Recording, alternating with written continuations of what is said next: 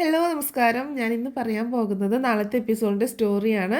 അപ്പോൾ എല്ലാവരും സ്റ്റോറി മുഴുവനായിട്ട് കേൾക്കുക, സപ്പോർട്ട് ചെയ്യുക കേട്ടോ.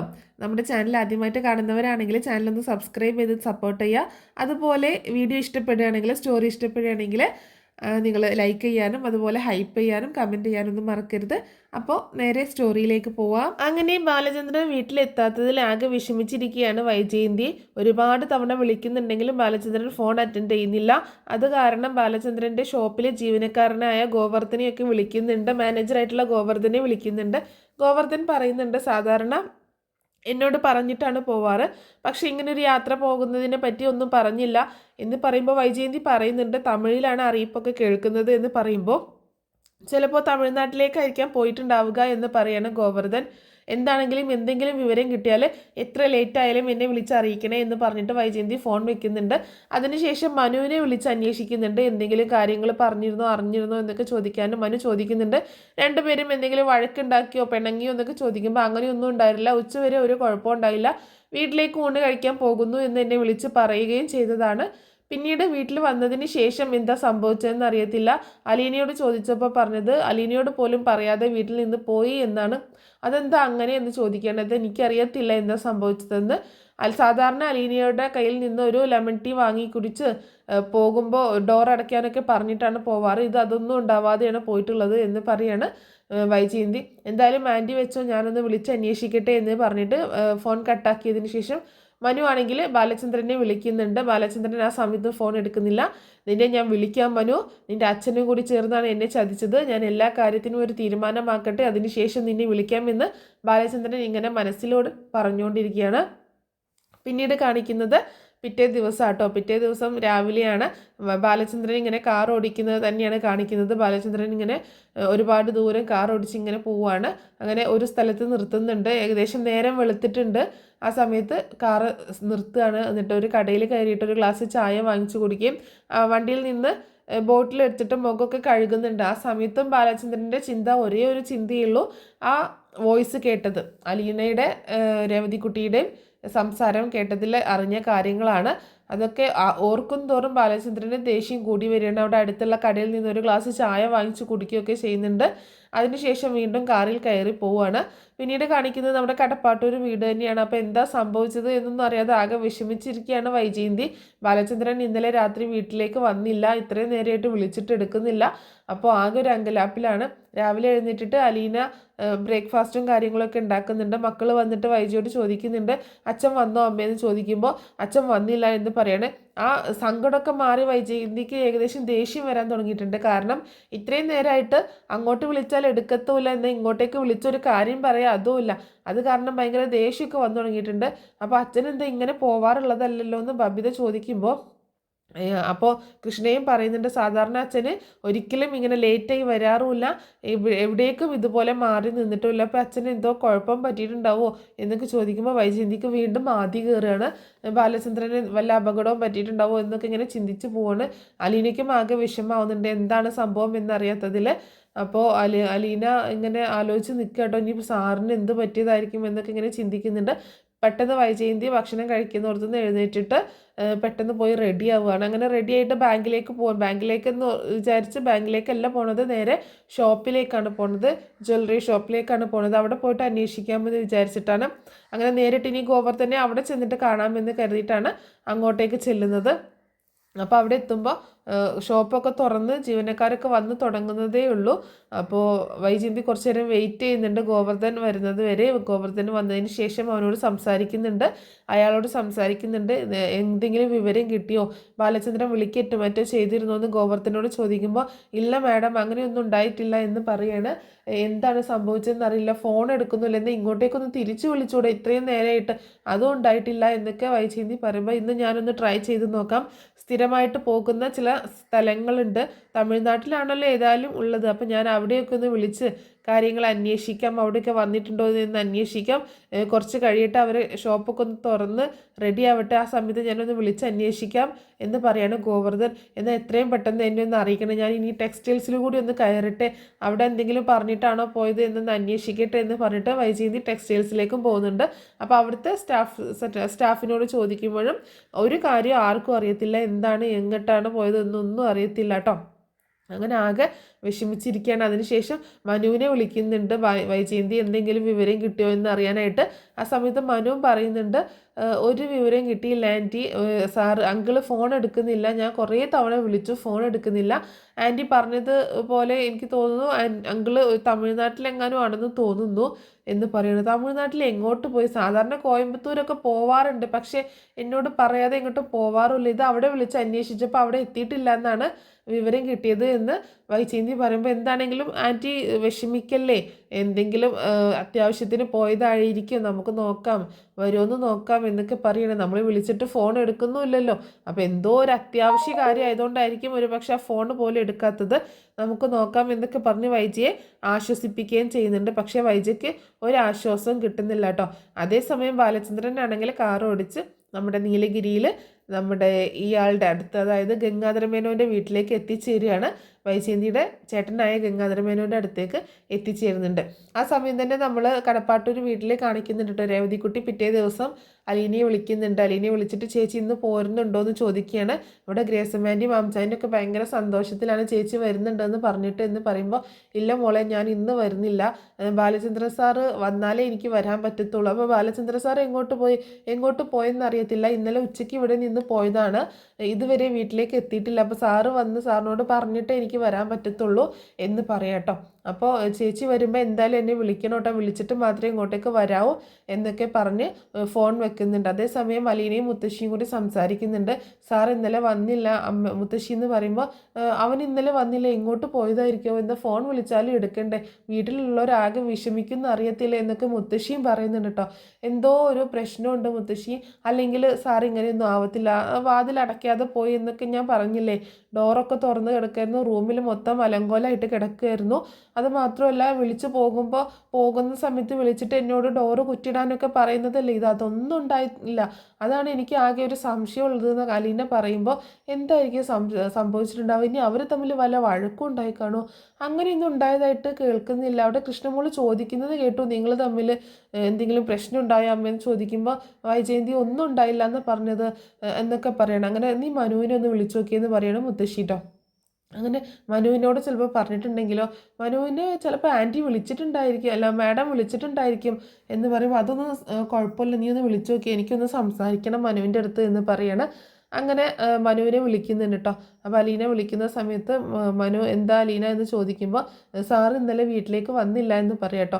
ആ ആൻറ്റി എന്നെ വിളിച്ചിട്ടുണ്ടായിരുന്നു, സാറിനെ കാണാൻ അങ്കിൾ എത്തിയില്ല എന്നും പറഞ്ഞിട്ട് എന്നെ വിളിച്ചിട്ടുണ്ടോ എന്നൊക്കെ അന്വേഷിച്ചിട്ട്, പക്ഷേ ഞാൻ വിളിച്ചിട്ടും അങ്കിൾ ഫോൺ എടുക്കുന്നില്ല, എന്തെങ്കിലും കുഴപ്പമുണ്ടായോ അവിടെ എന്ന് ചോദിക്കുമ്പോൾ, ഇവിടെ കുഴപ്പമൊന്നും ഉണ്ടായിട്ടില്ല, പക്ഷേ ഉച്ചയ്ക്ക് ചോറ് തിന്നാൻ വന്ന സമയത്ത് രോഹിത്തിൻ്റെ കാര്യമൊക്കെ പറഞ്ഞ് എന്നോട് ഒരുപാട് വിഷമിച്ചു, എന്നോട് സോറിയൊക്കെ പറഞ്ഞതാണ് മനുവേട്ട, അങ്ങനെ മയങ്ങാനായിട്ടൊന്ന് കിടന്നതാണ്, എഴുന്നേറ്റ് വരുന്ന സമയത്ത് ഒരു ഗ്ലാസ് ലെമൺ ടീ ഒക്കെ കുടിച്ചിട്ടാണ് പോവാറ്, പക്ഷെ അങ്ങനെയൊന്നും ഉണ്ടായില്ല, എന്നോട് വിളിച്ച് ഡോറ് കുറ്റിടാനൊന്നും പറഞ്ഞില്ല എന്നൊക്കെയാണ് പറയണ അലീന. ഞാൻ കുറേ തവണ ഇന്നലെ രാത്രി വിളിച്ചു നോക്കി, പക്ഷേ ഫോൺ എടുക്കുന്നേ ഇല്ല, അങ്കിൾ എന്തോ വാശിയുള്ളത് പോലെയാണ്, എന്തെങ്കിലും കാര്യം ഉണ്ടെങ്കിൽ ഫോൺ എടുക്കാതിരിക്കാറൊന്നുമില്ല, എൻ്റെ കോൾ എന്തായാലും എടുക്കാറുണ്ട്, അല്ലെങ്കിൽ ആ സമയത്ത് എടുത്തില്ല എന്നുണ്ടെങ്കിൽ കുറച്ച് കഴിയുമ്പോൾ തിരിച്ച് വിളിക്കാറുണ്ട്, എന്താ ഇപ്പോൾ സംഭവിച്ചിട്ടുണ്ടോ, എന്തോ ഒരു കുഴപ്പം സംഭവിച്ചിട്ടുണ്ട് മനുവേട്ട, അല്ലെങ്കിൽ ഇങ്ങനെയൊന്നും ഉണ്ടാവത്തില്ല എന്ന് അലീനയും പറയാം കേട്ടോ. ആ സമയത്ത് മുത്തശ്ശി എന്തെങ്കിലും ചോദിക്കും, മുത്തശ്ശി ഇവിടെ ഉണ്ട്, മുത്തശ്ശി പറഞ്ഞിട്ടാണ് ഞാൻ വിളിച്ചത്, മുത്തശ്ശിക്ക് ഞാൻ കൊടുക്കാം ഫോൺ എന്ന് പറഞ്ഞിട്ട് അലീന ഫോൺ കൊടുക്കുകയാണ്. എന്തൊക്കെയുണ്ട് മുത്തശ്ശി വിശേഷം ചോദിക്കുമ്പോൾ, എന്ത് വിശേഷം മോനെ, ഇവിടുത്തെ വിശേഷമൊന്നും നീ അറിഞ്ഞില്ലേ, അലീന ഇവിടുന്ന് പോവുകയാണ്, ബാലചന്ദ്രൻ വന്നാൽ ഉടനെ പോകും എന്ന് പറയുമ്പോൾ മനു പറയുന്നുണ്ട്, ഞാൻ അറിഞ്ഞു മുത്തശ്ശി, ഞാൻ എന്ത് ചെയ്യാനാണ്, എനിക്കൊന്നും ചെയ്യാൻ പറ്റുന്നില്ല, ഞാൻ ഒരുപാട് ആൻറ്റിയോട് പറഞ്ഞു നോക്കിയതാണ്, ഒരുപാട് ഭീഷണി വരെ ചെയ്ത് നോക്കിയതാണ്, പക്ഷെ ആൻറ്റി അതിലൊന്നും വീഴുന്നില്ല, ആൻറ്റി പിടിച്ച മുയലിന് 3 കൊമ്പ് എന്ന് പറഞ്ഞതുപോലെ തന്നെയാണ് ആൻറ്റി നിൽക്കുന്നത് എന്ന് പറയണം മനു. ഇവൾ പോയി കഴിഞ്ഞാൽ എൻ്റെ അവസ്ഥ എന്തായിരിക്കും മോനെ, അതൊന്നും ആലോചിച്ചിട്ടുണ്ടോ, ആരും അതിനെപ്പറ്റിയൊന്നും ചിന്തിക്കുന്നില്ല, ഈ വീട്ടിലെ എല്ലാ കാര്യങ്ങളും നടന്നു പോകുന്നത് ഇവൾ ഇവിടെ ഉള്ളത് കൊണ്ടാണ്, അതൊന്നും ആർക്കും അറിയേണ്ട ആവശ്യവുമില്ല എന്നൊക്കെ പറഞ്ഞ് മുത്തശ്ശി വിഷമിക്കുമ്പോൾ, മുത്തശ്ശി വിഷമിക്കില്ലേ, നമുക്ക് നോക്കാം, ആൻറ്റിയോട് ഞാൻ ഒന്നുകൂടി സംസാരിക്കാം എന്ന് പറയണം മനു. ഇനിയിപ്പോൾ ബാലചന്ദ്രൻ വരട്ടെ, ബാലചന്ദ്രൻ വരാതെ എന്തായാലും ഇവൾ പോകത്തില്ലല്ലോ, ബാലചന്ദ്രൻ വരുമ്പോൾ ഞാനൊന്നും കൂടി സംസാരിക്കുന്നുണ്ട് ബാലചന്ദ്രനോട്, അവനല്ലേ ഇവിടുത്തെ കാര്യങ്ങൾ തീരുമാനം എടുക്കേണ്ട ആൾ, നോക്കട്ടെ എന്താ സംഭവിക്കാൻ പോകുന്നത് എന്നൊക്കെ പറയണം മുത്തശ്ശി. അങ്ങനെ മുത്തശ്ശി വെച്ചോ, ഞാൻ അങ്കിളിനെ ഒന്നുകൂടി വിളിച്ചു നോക്കട്ടെ എന്ന് പറഞ്ഞിട്ട് ഫോൺ കട്ടാക്കുന്നത്. അതേ സമയത്ത് തന്നെ വൈജയന്തി മനുവിനെ വീണ്ടും വിളിക്കുകയാണേ.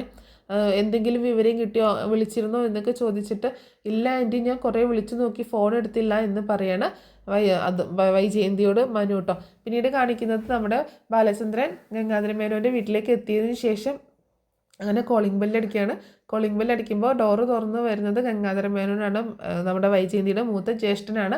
ബാലചന്ദ്രനെ കണ്ടതും ഭയങ്കര സന്തോഷമാവുകയാണ്. ബാലചന്ദ്രനോട് ചോദിക്കുന്നുണ്ട്, അങ്ങനെ പുറത്തേക്ക് ഇങ്ങനെ നോക്കുന്നുണ്ട് കേട്ടോ, നീ തനിച്ചേ വന്നുള്ളൂ ചോദിക്കാം. ഞാൻ തനിച്ചേ വന്നുള്ളൂ ഗംഗേട്ട, മറ്റാരും കൂടെ ഇല്ല എന്ന് പറയുമ്പോൾ അതെന്താ നീ വൈജയ് മക്കളെ ഒന്നും കൂട്ടിയില്ലേ എന്ന് ചോദിക്കുമ്പോൾ മക്കൾക്കൊക്കെ സ്കൂളുള്ളതല്ലേ, എന്നാൽ വൈജയെ കൂട്ടിക്കൂടായിരുന്നു എന്ന് ചോദിക്കുമ്പോൾ ഞാൻ ഇങ്ങോട്ടേക്ക് വരുന്നത് ആരും അറിയത്തില്ല ഗംഗേട്ട, ഞാൻ ഇങ്ങോട്ടേക്ക് പോകുന്നതാണ്, ഞാൻ വേറെ ആരോടും ഞാൻ ഇങ്ങോട്ടേക്കാണ് വരുന്ന കാര്യം ഞാൻ പറഞ്ഞിട്ടില്ല.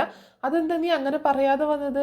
അപ്പോൾ വൈജി അവിടെ അന്വേഷിക്കത്തില്ല ഇങ്ങോട്ടേക്കാണ് വരുന്നതെന്ന് പറഞ്ഞില്ല എന്ന് പറയുമ്പോൾ അവർ വിഷമിക്കത്തില്ലേ എന്ന് ചോദിക്കുകയാണ്. അവർ കുറച്ചൊന്ന് വിഷമിക്കാൻ വേണ്ടിയിട്ട് തന്നെയാണ് ആരോടും പറയാതെ ഇങ്ങോട്ടേക്ക് പോകുന്നത്. എനിക്ക് ഗംഗേട്ടനെ കാണേണ്ട ഒരു അത്യാവശ്യം ഉണ്ടായിരുന്നു, അതുകൊണ്ടാണ് ഞാൻ ഇങ്ങോട്ടേക്ക് പോകുന്നത് എന്ന് പറയുന്ന ആ സമയത്ത് ഗംഗാധര മേനോൻ്റെ വൈഫ് മാലതി അങ്ങോട്ടേക്ക് വരികയാണ്. അപ്പോൾ ബാലചന്ദ്രനെ കണ്ടിട്ട് സന്തോഷത്തോട് കൂടിയിട്ട് ആ ബാലേന്ദ്ര, നീ തനിച്ചാണോ വന്നത്? വൈജയും മക്കളൊന്നും വന്നില്ലേ? വീണ്ടും അന്വേഷിക്കുമ്പോൾ ഇല്ല ചേച്ചി, അവരൊന്നും വന്നിട്ടില്ല, ഞാൻ തനിച്ചാണ് വന്നത്, എനിക്ക് ഗംഗേട്ടനോട് കുറച്ച് കാര്യങ്ങൾ സംസാരിക്കാനുണ്ടായിരുന്നു, അതുകൊണ്ടാണ് ഞാൻ ഇങ്ങോട്ടേക്ക് വന്നത് എന്ന് പറയണം. അപ്പോൾ ബാലചന്ദ്രൻ പറയുന്നുണ്ട്, എന്നാൽ നീ കുറച്ച് നേരം വിശ്രമിക്കുക, നമുക്ക് കുറച്ച് കഴിഞ്ഞിട്ട് സംസാരിക്കാം എന്ന് പറയുമ്പോൾ എനിക്ക് പറ്റത്തില്ല ഗംഗേട്ട, എനിക്ക് ഇപ്പം തന്നെ സംസാരിക്കണം, എനിക്ക് അത്യാവശ്യ കുറച്ച് കാര്യങ്ങൾ അറിയാനുണ്ട്, ഞാൻ ചോദിക്കുന്ന ചോദ്യങ്ങൾക്ക് ഗംഗേട്ടൻ കറക്റ്റായിട്ട് മറുപടി പറയണം എന്ന് പറയണം. അപ്പോൾ ഗംഗാധര മേനോന് എന്തോ ഒരു പന്തികേട് തോന്നുകയാണ്. എന്തായിരിക്കും ബാലചന്ദ്രൻ ചോദിക്കാൻ പോകുന്നത് എന്നുള്ളൊരു പന്തികേട് തോന്നുക കേട്ടോ. കാരണം കുറേ കാര്യങ്ങളുണ്ടല്ലോ, വൈജയുടെ ജീവിതത്തിൽ സംഭവിച്ച കുറേ കാര്യങ്ങളുണ്ട്. അപ്പോൾ അതിനെപ്പറ്റി ആയിരിക്കാം ഒരു ചെറിയ സംശയം വരികയാണ്. കാരണം ഇത്രയും ദൂരം വണ്ടി ഓടിച്ച് തനിച്ച് തന്നെ തേടി ഒരു കാര്യങ്ങൾ അന്വേഷിക്കാൻ വന്നിട്ടുണ്ടെങ്കിൽ എന്തൊക്കെയോ സംശയങ്ങളുമായിട്ടാണ് ബാലചന്ദ്രൻ വന്നത് എന്ന് മനസ്സിലാവുന്ന ആ സമയത്ത് ഗംഗാധര മേനോൻ ഒന്ന് ഒഴിഞ്ഞു മാറാൻ ശ്രമിക്കുന്നുണ്ട് കേട്ടോ.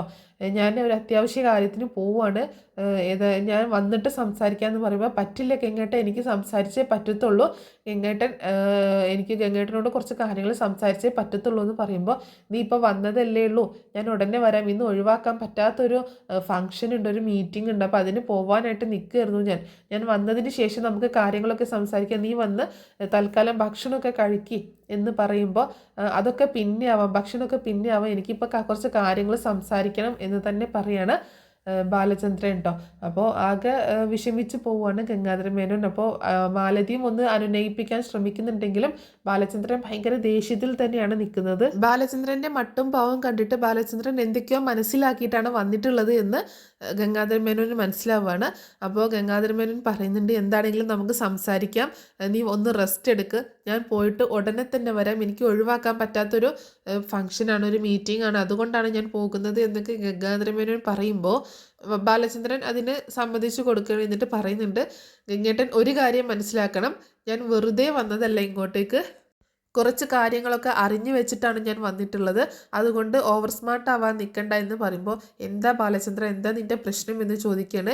എനിക്ക് വൈജയുടെ കുറച്ച് കാര്യങ്ങൾ അറിയണം, നിങ്ങൾ ആഗ്രയിൽ താമസിച്ചിരുന്ന സമയത്ത് വൈജയ്ക്ക് വല്ല പ്രണയമോ മറ്റോ ഉണ്ടായിരുന്നോ, അതോ വൈജ മറ്റൊരു വിവാഹം കഴിച്ചിരുന്നോ എന്നുള്ള കാര്യമൊക്കെ അറിയണം എന്ന് പറയുമ്പോൾ ഇവരാകെ ഷോക്കായി പോവുകയാണ് ഗംഗാധര മേനോനും നമ്മുടെ മാലതിയും. ആ സമയത്ത് ഗംഗാധര മേനോൻ പറയുന്നുണ്ട്, ഇതൊക്കെ എന്തിനാണ് ഇപ്പം അന്വേഷിക്കുന്നത്, അതൊക്കെ കഴിഞ്ഞ കാര്യങ്ങളല്ലേ, അതൊക്കെ ഒരുപാട് വർഷങ്ങളായില്ലേ, അപ്പോൾ അന്നത്തെ കാര്യങ്ങളൊക്കെ ഇനിയിപ്പോൾ സംസാരിച്ചിട്ട് എന്താ കാര്യം എന്ന് ചോദിക്കുമ്പോൾ എനിക്ക് സംസാരിക്കണം ഗംഗേട്ട, എനിക്ക് കുറച്ച് കാര്യങ്ങൾ അറിയണം, ഒരു കാര്യങ്ങൾ അറിഞ്ഞിട്ടാണ് ഞാൻ വന്നേക്കുന്നത്, അതുകൊണ്ട് എന്നെ ഇനി ഒന്നും ഒളിക്കാൻ നോക്കണ്ട എന്ന് പറയാണ്. ദേഷ്യത്തിൽ തന്നെയാണ് പറയുന്നത്.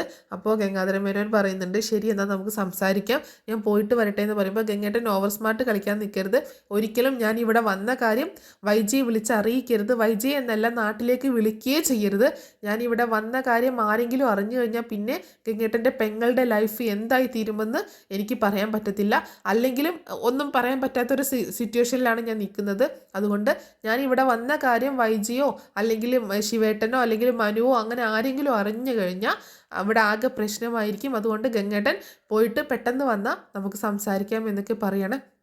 അങ്ങനെ അതിനുശേഷം ഗംഗാധരമേനോൻ പുറത്തേക്ക് പോകുന്നുണ്ട്. അതേസമയം ഒരു ഭ്രാന്ത് പിടിച്ചതുപോലെയാണ് വൈജയന്തി അങ്ങോട്ടും ഇങ്ങോട്ടേക്കും ഓടി നടക്കുന്നത്.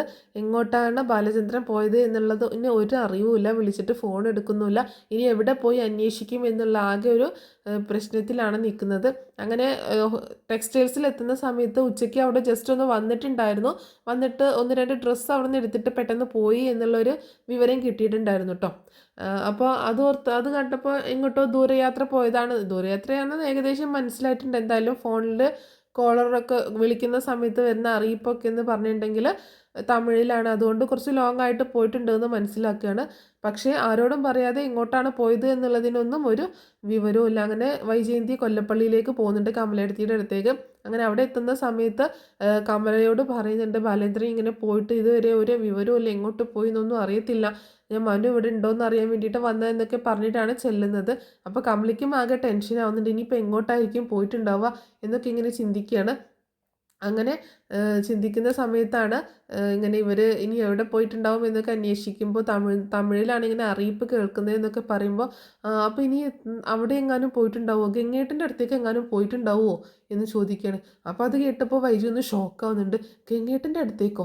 ആ, ചിലപ്പോൾ ഗംഗേട്ടൻ നീലഗിരിയിലല്ലേ, അവിടേക്ക് പോവുകയാണെങ്കിലും തമിഴിലല്ലേ സംസാരം കേൾക്കുക. ഏയ്, അങ്ങോട്ടേക്കൊന്നും പോകത്തില്ല. അങ്ങോട്ടൊക്കെ പോകുമ്പോൾ എന്തായാലും എന്നോട് പറഞ്ഞിട്ടേ പോകത്തുള്ളൂ, എന്നെയും മക്കളെയും കൂട്ടിയിട്ടേ പോകത്തുള്ളൂ. ഗംഗേട്ടൻ എപ്പോഴും വിളിക്കുന്നതാണ് ചെല്ലാനായിട്ട്. അപ്പോൾ ഒരു ദിവസം വരാം, ഞങ്ങളെല്ലാവരും കൂടെ വരാം, അമ്മയുടെ അസുഖം ഒന്ന് ഭേദമാവട്ടെ എന്ന് പറഞ്ഞിട്ടാണ് ബാലചന്ദ്രൻ നിൽക്കുന്നത്. അല്ലാതെ അങ്ങോട്ടേക്കൊന്നും പോകേണ്ട ആവശ്യമില്ലല്ലോ, അങ്ങോട്ടേക്കൊന്നും പോകത്തില്ല എന്ന് പറയാണ്. അപ്പോൾ പിന്നെ എവിടെ പോയതായിരിക്കും? പിന്നെ ആ ഗോവർദ്ധൻ പറഞ്ഞതുപോലെ തന്നെ എങ്ങനെ എന്തെങ്കിലും മീറ്റിങ്ങിനോ മറ്റോ ഫംഗ്ഷനോ എന്തിനെങ്കിലും പോയതായിരിക്കും എന്ന് പറയണേ.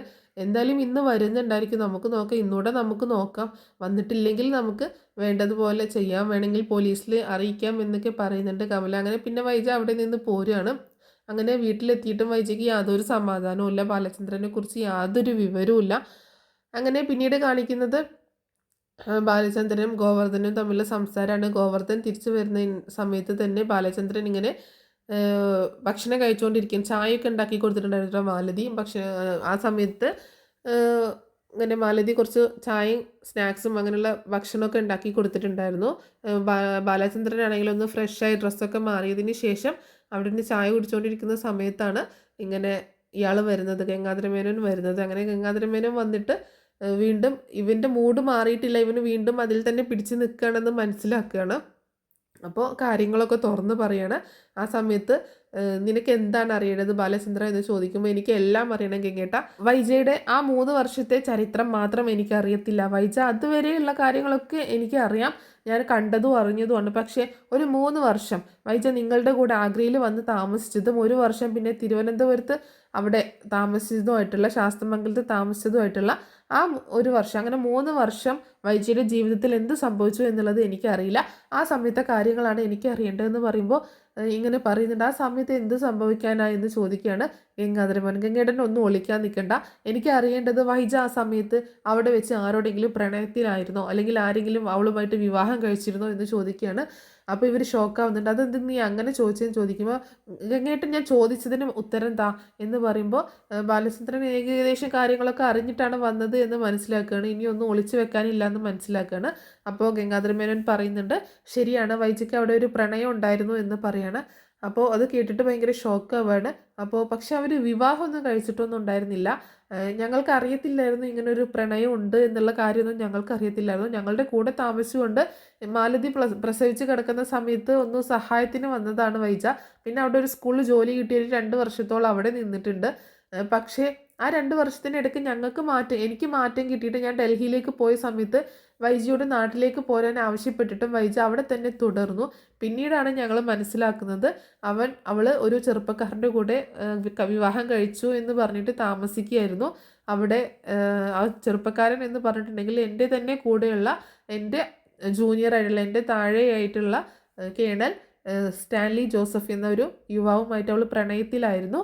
അവരൊരുമിച്ച് താമസിക്കുകയും ചെയ്തിട്ടുണ്ടായിരുന്നു. പിന്നീട് ഒരു ദിവസം അവൻ നാട്ടിലേക്ക് പോയിട്ട് തിരിച്ചു വരാതിരുന്ന സമയത്താണ് വൈജയെ കൂട്ടിക്കൊണ്ടുവരാനായിട്ട് അച്ഛനും അമ്മയും ശിവേട്ടനും കൂടി വന്നത് എന്ന് പറയാണ്. അപ്പോൾ ശിവേട്ടന് കാര്യങ്ങളൊക്കെ അറിയാമല്ലേ എന്ന് ചോദിക്കുമ്പോൾ കാര്യങ്ങളൊക്കെ എല്ലാവർക്കും അറിയാം ബാലചന്ദ്ര എന്ന് പറയാണ്. അപ്പോൾ എനിക്ക് മാത്രം ഒന്നും അറിയത്തില്ല, ഞാൻ വെറും ഒരു പൊട്ടൻ എന്ന് പറയുമ്പോൾ ഗംഗാധര മേനോനൊന്നും പറയാൻ കിട്ടുന്നില്ല കേട്ടോ. അങ്ങനെ മാലതിയാണെങ്കിൽ ആകെ വിഷമിക്കുന്നുണ്ട്. ആ സമയത്ത് ബാക്കി പറ എന്നിട്ട് ആ സമയത്ത് അവൾ പ്രഗ്നൻ്റ് ആയിരുന്നു. ആ സമയത്താണ് രാവണി അമ്മാവൻ്റെ അടുത്തേക്ക് ശാസ്തമംഗലത്തെ വീട്ടിലേക്ക് കൂട്ടിക്കൊണ്ട് ചെല്ലുന്നത്. അവിടെ വെച്ചിട്ട് 22 വർഷങ്ങൾക്ക് മുമ്പ് വൈജയന്തി ഒരു പെൺകുഞ്ഞിന് ജന്മം നൽകിയെന്ന് പറയണം. ഇത് കേട്ടതും ബാലചന്ദ്രൻ ആകെ ഷോക്കാവട്ടെ. കാരണം അലീനയുടെ കാര്യങ്ങൾ കേട്ടതാണ്, പക്ഷെ എന്നാലും ഇയാളിൽ നിന്നും കൂടി കേൾക്കുമ്പോൾ, ഗംഗേട്ടനിൽ നിന്നും കൂടി കേൾക്കുമ്പോൾ ആകെ ഒരു വല്ലാത്തൊരവസ്ഥയിലാണ്. അപ്പോൾ 22 വർഷം ഞാൻ ചതിക്കപ്പെട്ട് ജീവിക്കുകയായിരുന്നു അല്ലേ ഗംഗേട്ട എന്ന് ചോദിക്കുമ്പോൾ അയാൾക്ക് മറുപടി ഒന്നുമില്ല കേട്ടോ. എന്നിട്ട് ആ കൊച്ചിനെ എന്ത് ചെയ്തു? ആ കൊച്ച് പ്രസവത്തോടെ മരിച്ചു പോയി എന്ന് പറയാട്ടോ ഗംഗാധര മേനോൻ. അപ്പോൾ ബാലചന്ദ്രനാകെ ഷോക്കായിട്ട് നിൽക്കുകയാണ്. ഗംഗേട്ടൻ എന്താ പറഞ്ഞത്? ആ കൊച്ച് മരിച്ചു പോയെന്നോ? അതേ ബാലേന്ദ്ര, ആ കൊച്ച് പ്രസവത്തോടെ മരിച്ചു പോയി, അതിനാരും പിന്നെ കണ്ടിട്ടില്ല എന്ന് പറയുമ്പോൾ ഗംഗേട്ടൻ എന്തിനാണ് എന്നോട് വീണ്ടും വീണ്ടും കള്ളം പറയുന്നത്? വീണ്ടും ഗംഗേട്ടൻ കള്ളം പറഞ്ഞുകൊണ്ടിരിക്കുകയാണ്. എന്നോട് സത്യമേ പറയാവൂ എന്ന് പറഞ്ഞിട്ട് വീണ്ടും കള്ളം പറഞ്ഞുകൊണ്ടിരിക്കുകയാണ്. ആ കൊച്ചിന് എന്ത് ചെയ്തു എന്ന് എനിക്കറിയാം. ആ കൊച്ച് ശരിക്കും മരിച്ചു പോയെന്ന് ചോദിക്കുമ്പോൾ അതേ ബാലചന്ദ്ര, ശരിക്കും ആ കൊച്ച് മരിച്ചു. എന്നാൽ ഗംഗേട്ടൻ ഒരു കാര്യം കേട്ടോ, നിങ്ങൾ പ്രസവത്തോടെ കൊന്നു കളഞ്ഞ ആ കൊച്ചുണ്ടല്ലോ, പ്രസവത്തോടെ മരിച്ചു പോയി എന്ന് പറഞ്ഞ കൊച്ചുണ്ടല്ലോ, 22 വർഷങ്ങൾക്ക് മുമ്പ് പ്രസവത്തിൽ മരിച്ചു പോയി എന്ന് പറഞ്ഞ കൊച്ചുണ്ടല്ലോ, ഇപ്പോൾ 22 വയസ്സായിട്ട് എൻ്റെ മുന്നിൽ വളർന്ന് പടർന്ന് പന്തലിച്ച് നിൽപ്പുണ്ട് എന്ന് പറയാട്ടോ. ഇത് കേട്ട് ആകെ ഷോക്കായിട്ട് നിൽക്കുകയാണ് ഗംഗാധര മേനോൻ. എന്താ ബാലേന്ദ്ര നീ പറയുന്നത്? അതേ ഗംഗേട്ട, ആ കുഞ്ഞ് ജീവിച്ചിരിപ്പുണ്ട്, അതും എൻ്റെ മുന്നിൽ തന്നെ ജീവിച്ചിരിപ്പുണ്ട് എന്ന് പറയണം. അപ്പോൾ ഇവരാകെ ഷോക്കായി, മാലതിയും ആകെ ഷോക്കായിട്ടോ. അപ്പോൾ അത് ആരാണ് എവിടെയാന്നൊക്കെ ചോദിക്കുമ്പോൾ അതൊക്കെ ഞാൻ പറയാം എന്ന് പറയാണ്.